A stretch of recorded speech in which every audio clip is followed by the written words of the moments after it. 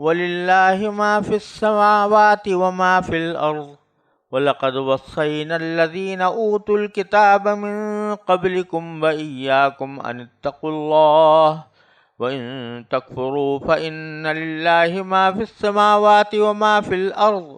وَكَانَ اللَّهُ غَنِيًّا حَمِيدًا وَلِلَّهِ مَا فِي السَّمَاوَاتِ وَمَا فِي الْأَرْضِ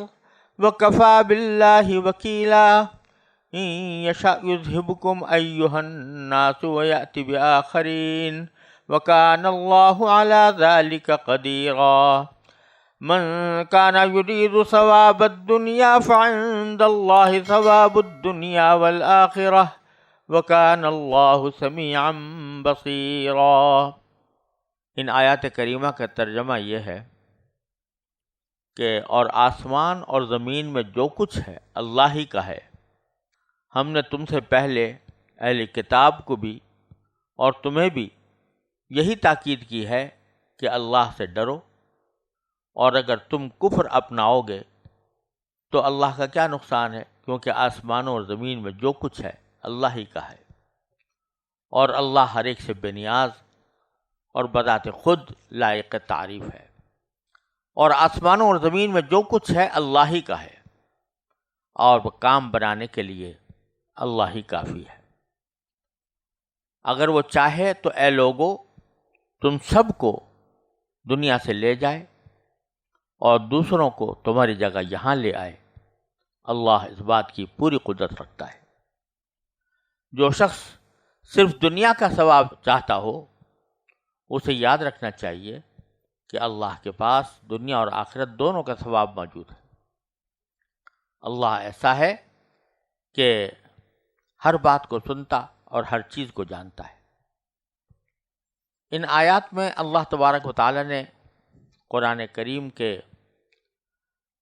اس خاص اسلوب کو برقرار رکھا ہے کہ جب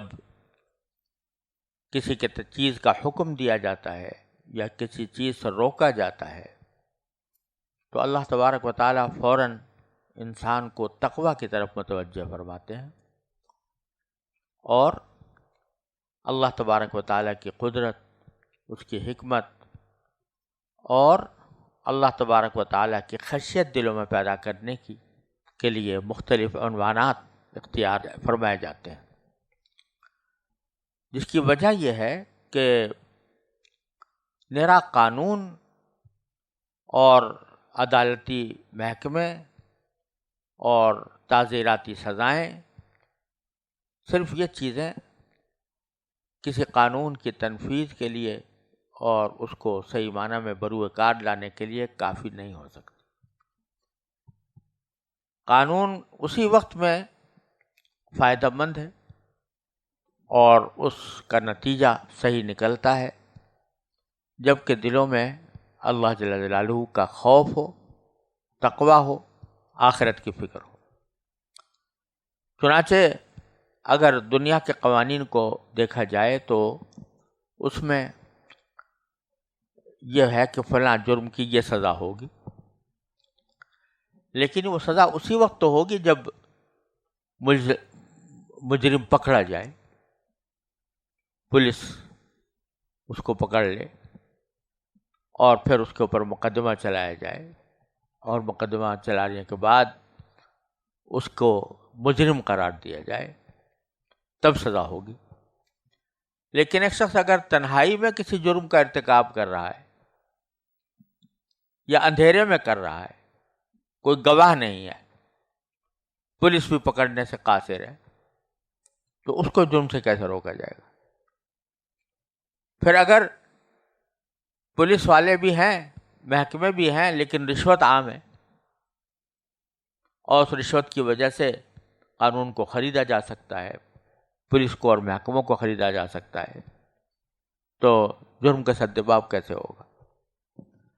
لہذا واحد راستہ یہی ہے کہ دلوں میں خدا کا خوف ہو، آخرت کی فکر ہو، اور یہ خیال ہو کہ مجھے ایک نہ ایک دن اللہ تعالیٰ کے سامنے جا کر اپنے تمام اعمال کی جواب دہی کرنی ہے۔ اس وجہ سے اللہ تبارک و تعالیٰ جب کوئی حکم دیتے ہیں تو اس کے آگے پیچھے تقوی کا حکم ہوتا ہے، آخرت کے تصور دلانے والے مضامین ہوتے ہیں، اللہ تعالیٰ کی قدرت کاملہ کا بیان ہوتا ہے، اللہ تعالیٰ کی حکمت بالغہ کا بیان ہوتا ہے، تاکہ اس کی وجہ سے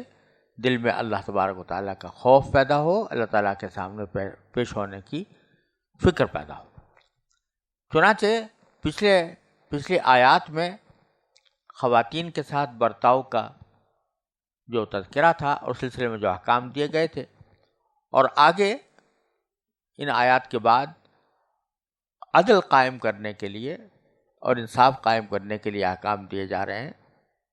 گواہی کے احکام دیے جا رہے ہیں۔ ان سب کے بیچ میں یہ آیات کا سلسلہ ہے جو لایا گیا ہے، اس کا مقصود اللہ تبارک و تعالیٰ کی قدرت کاملہ اور اللہ تبارک و تعالیٰ کے سامنے پیش ہونے کا احساس دلوں میں پیدا کرنے کی اہمیت بیان کرنا ہے۔ چنانچہ فرمایا گیا وَلِلَّهِ مَا فِي السَّمَاوَاتِ وَمَا فِي الْأَرْضِ، اللہ ہی کا ہے جو کچھ آسمانوں میں ہے اور جو کچھ زمین میں ہے۔ یہ اللہ تعالیٰ کی قدرت کاملہ کا بیان کیا جا رہا ہے کہ زمین و آسمان کی تمام مخلوقات، تمام کائنات اللہ جل جلالہ کی ملکیت ہیں، لہذا وہ اس کی قدرت بڑی وسیع ہے اور اس کا فیصلہ نافذ ہونے میں کوئی رکاوٹ نہیں۔ اور فرمایا وَلَقَدْ وَصَّيْنَا الَّذِينَ أُوتُوا الْكِتَابَ مِن قَبْلِكُمْ وَإِيَّاكُمْ، ہم نے تم سے پہلے اہل کتاب کو بھی اور تمہیں بھی یہی تاکید کی ہے۔ کیا تاکید کی ہے؟ ان اتقوا اللہ، کہ اللہ سے ڈرو۔ اور یہ جو کہا گیا ہے کہ اللہ سے ڈرو، یہ اس میں کچھ اللہ تعالیٰ کا فائدہ نہیں ہے، اللہ تبارک و تعالیٰ تمہارا محتاج نہیں ہے، تمہاری ڈرنے کا محتاج نہیں ہے۔ وَإِن تَكْفُرُوا فَإِنَّ اللَّهَ فَإِنَّ لِلَّهِ مَا فِي السَّمَاوَاتِ وَمَا فِي الْأَرْضِ، اگر تم کفر اختیار کرو گے تو اللہ کا کیا نقصان ہے، کیونکہ آسمانوں اور زمین میں جو کچھ ہے اللہ ہی کا ہے، اور اللہ ہر ایک سے بے نیاز اور بتاتے خود لائق تعریف ہے، یعنی وَكَانَ اللَّهُ غَنِيًّا حَمِيدًا، اللہ تعالیٰ غنی ہے، بے نیاز ہے اور حمید ہے، یعنی بذات خود تعریف کے لائق ہے۔ کوئی زبان سے تعریف کرے یا نہ کرے، اس کو کسی کی محتاجی نہیں ہے کہ کوئی تعریف کرے گا تو اللہ تبارک و تعالیٰ قابل تعریف بنے گا، بذات خود قابل تعریف ہے، لہذا کوئی زبان سے کرے یا نہ کرے اس کی تعریف تو بذات خود اس کی ذات میں پنہا ہے۔ وَلِلَّهِ مَا فِي السَّمَاوَاتِ وَمَا فِي الْأَرْضِ، اور آسمان اور زمین میں جو کچھ ہے اللہ ہی کا ہے۔ وَكَفَى بِاللَّهِ وَكِيلًا، اور کام بنانے کے لیے اللہ ہی کافی ہے۔ یہاں یہ بات قابل غور ہے کہ ان آیتوں میں، یعنی 2 آیتوں میں 3 مرتبہ ایک ہی جملہ دہرایا گیا ہے، للہ ما فی السماوات و ما فی الارض، یعنی آسمان و زمین میں جو کچھ ہے اللہ ہی کا ہے۔ یہ 3 مرتبہ جو اس کو دہرایا گیا ہے، یہ مختلف سیاق میں اور مختلف مقاصد کے تحت یہ جملہ لایا گیا ہے۔ پہلی مرتبہ جو فرمایا گیا تو اس کا مقصد میاں بیوی کو یہ اطمینان دلانا تھا کہ اللہ کے رحمت کے خزانے بڑے وسیع ہیں، کیونکہ اس سے پہلی آیت میں یہ کہا گیا ہے کہ اگر وہ آپس میں ایک دوسرے سے علیحدہ ہونے کا فیصلہ کریں گے تو یغنی اللہ کلا من سعتہ، تو اللہ تعالیٰ ہر ایک کو اپنی وسعت سے اس کو بے نیاز کر دے گا اور ایک دوسرے سے بے نیاز کر دے گا۔ اللہ تعالیٰ اپنی کی رحمت بڑی وسیع ہے اور اس وسعت کی وجہ سے اللہ تعالیٰ ہر ایک کو بے نیاز کر دے گا۔ بیوی شوہر سے بے نیاز ہو جائے گی، شوہر بیوی سے بے نیاز ہو جائے گا۔ تو اسی کو تاکید کے لیے یہ فرمایا گیا کہ آسمان اور زمین میں جو کچھ ہے اللہ ہی کا ہے۔ تو میاں بیوی کو اطمینان دلانا ہے کہ اللہ کی رحمت کے خزانے بڑے وسیع ہیں، وہ دونوں کے لیے کوئی مناسب ذریعہ پیدا کر سکتا ہے۔ پھر دوسری بار جو وَلِلَّهِ مَا فِي السَّمَاوَاتِ وَمَا فِي الْأَرْضِ کہا گیا کہ آسمان و زمین میں جو کچھ بھی ہے اللہ ہی کا ہے، وہ اللہ تبارک و تعالیٰ کی بے نیازی بیان کرنے کے لیے فرمایا گیا کہ کسی کے کفر سے اس کا کوئی نقصان نہیں ہوتا، کیونکہ ساری کائنات اس کے تابع فرمان ہے، اسے کسی کی حاجت نہیں۔ تو وہ اس سیاق میں آیا ہے للہ ما فی السماوات ما فی الارض، کہ اللہ تبارک و تعالیٰ کے پاس زمین و آسمان کے سارے خزانے ہیں۔ اور تیسری بار یہ جو آیا للہ ما فی السماوات ما فی الارض وکفی باللہ وکیلا، تو یہاں اللہ تبارک و تعالیٰ کی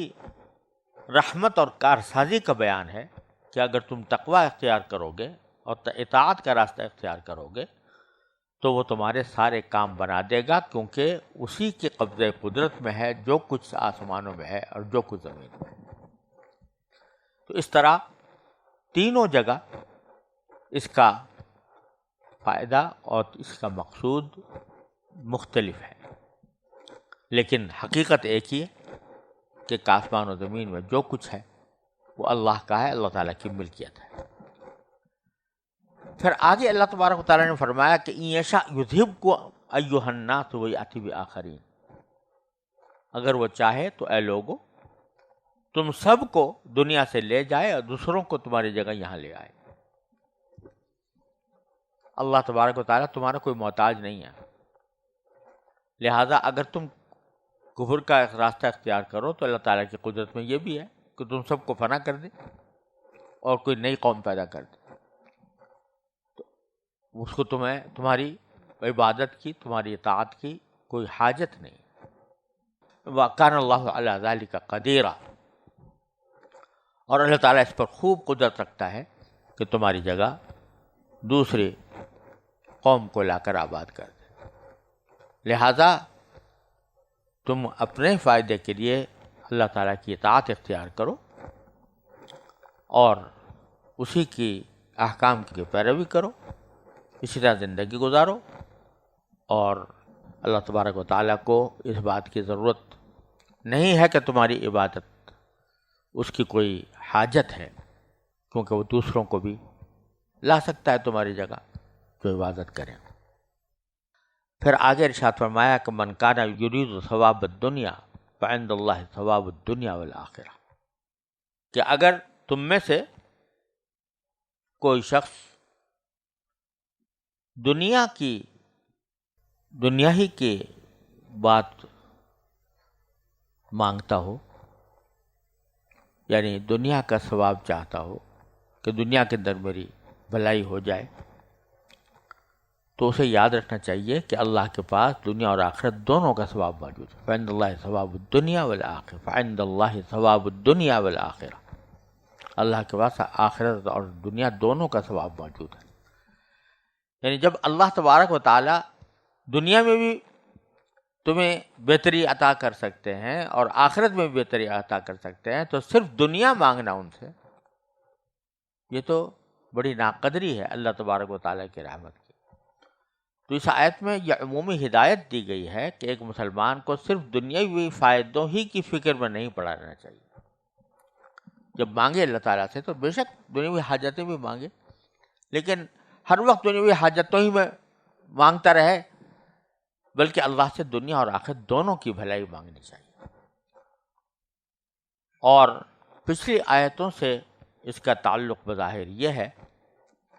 کہ میاں بیوی کو مصالحت یا علیحدگی کا فیصلہ کرتے وقت صرف دنیا کے فائدوں پر نظر نہیں رکھنی چاہیے، بلکہ آخرت کی بھلائی بھی پیش نظر رکھنی چاہیے۔ لہذا اگر مرد یا عورت اپنے کچھ دنیاوی مفادات کی قربانی دے کر دوسرے کے ساتھ اچھا سلوک کریں گے تو آخرت میں بڑے ثواب کی امید ہے۔ تو تعلیم یہ دی گئی ہے کہ اللہ تبارک و تعالیٰ سے سب کچھ مانگو، دنیا کی چیزیں بھی مانگو اور آخرت کی بھلائی بھی مانگو۔ دنیا میں یہاں تک کہ حدیث میں فرمایا گیا کہ اگر تمہارے جوتوں کا تسمہ ٹوٹ جائے تو وہ بھی اللہ تعالیٰ سے مانگ کر دعا مانگ کر ٹھیک کراؤ، جس کا مطلب یہ ہے کہ چھوٹی سے چھوٹی چیز بھی اللہ تبارک و تعالیٰ سے مانگنے کی عادت ڈالنی چاہیے. اس کے ذریعے اللہ تبارک و تعالیٰ کے ساتھ تعلق مضبوط ہوتا ہے، اور تعلق کی مضبوطی ہی در حقیقت تقویٰ کی بنیاد ہے،